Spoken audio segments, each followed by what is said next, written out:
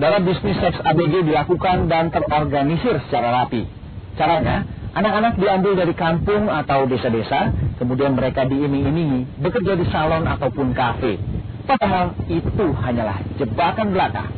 Dan saudara, ikuti penelusuran tim Sigi.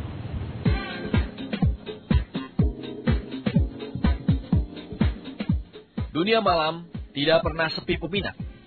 Di tempat seperti inilah, rupanya banyak kasus perdagangan gadis di bawah umur terjadi. Di bawah pengaruh alkohol dan hingar-bingar musik, semuanya bisa terlena.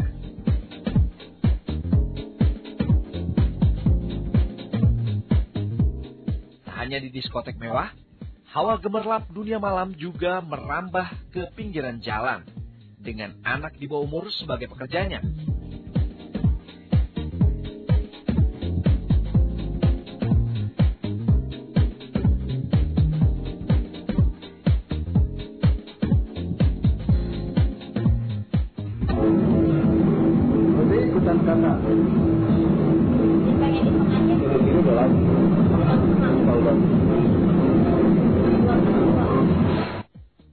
Bunga bukanlah satu-satunya anak di bawah umur yang terpaksa bekerja sebagai pekerja seks. Ada beberapa orang mengaku dari Jakarta sedang mencari tenaga kerja wanita usia 12 sampai 17 tahun, ya. Dan dia memberikan imbalan 2 juta ke setiap rumah tangga, setiap keluarga yang anaknya bisa ikut ke Jakarta. Dan ternyata setelah diselidiki, pihak tersebut adalah pihak yang akan mentrafiking anak untuk tujuan eksploitasi seksual komersial. Biasanya, para germo mendapatkan gadis-gadis belia melalui perantara maklar. Dengan iming-iming imbalan uang, keluarga sang gadis merelakan anaknya dibawa ke kota. Alasannya untuk dipekerjakan di salon, kafe, dan tempat-tempat hiburan. Tapi ujung-ujungnya, disinilah mereka berada. Tim Sigi menelusuri salah satu daerah yang kerap disebut-sebut sebagai pemasok pelacur ABG, yaitu di Cianjur. Di sebuah hotel kami berhasil bertransaksi dengan Ajeng, satu dari broker pekerja seks di kota Cianjur.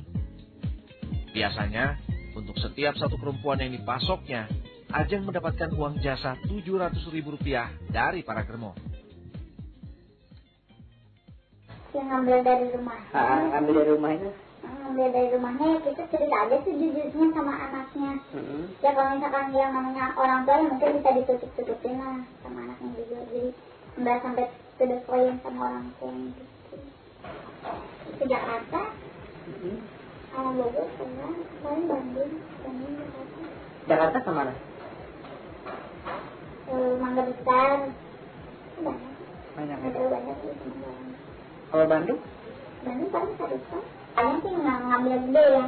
Berapa? Kan dari ceweknya paling 200 paling isinya. Dari sananya?